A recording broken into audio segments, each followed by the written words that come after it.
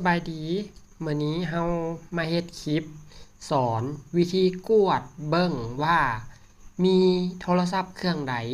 อุปกรณ์เครื่องใดที่เข้าไปใช้แอปธนาคารของเฮาสามารถกวดเข้าเบิ่งได้เลยว่ามีโทรศัพท์เครื่องใดเข้าตอนใดแน่เนาะเพื่อเฮาจะได้เช็คเอาท์โทรศัพท์เครื่องนั้นออกบ่ให้ล็อกอินเข้าเครื่องเฮาได้ก็เป็นการป้องกันเวลาเงินออกเงินเข้าแบบว่าเฮาเห็นความผิดปกติในบัญชีของเฮาอยู่ๆเงินออกอัตโนมัติแบบนี้หั่นนะเพื่อแบบว่าจะได้เช็คว่ามีโทรศัพท์เครื่องไหนเนี่ยที่แบบว่า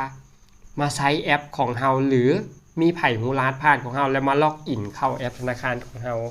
มื้อนี้จะมาบอกนะเทคนิคง่ายๆนะทุกคน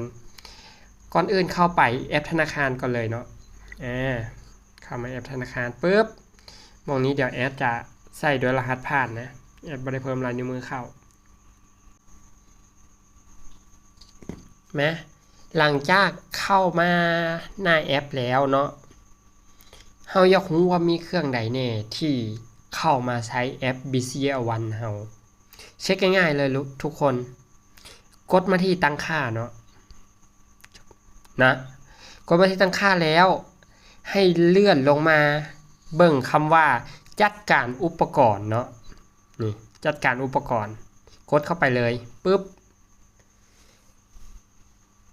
ในหน้านี้จะแสดงอุปกรณ์ทั้งหมดที่เข้ามาในแอป BCL1 ของเราตอนนี้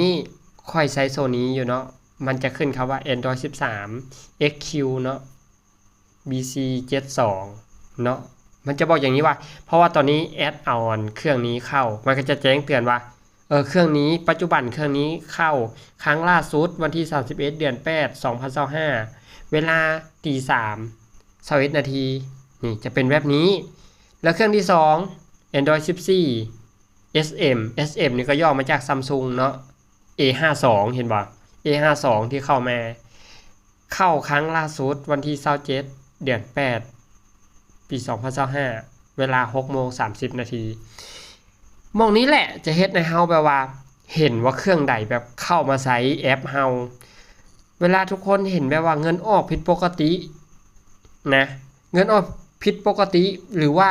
ยานทึกแฮกเข้ามาเช็คเบิ่งในนี้ได้เลยถ้าบ่มีเครื่องอื่นเข้ามันก็จะมีแต่เครื่องเฮาเนาะเฮาสามารถเช็คได้เลยว่าเครื่องเฮาเป็น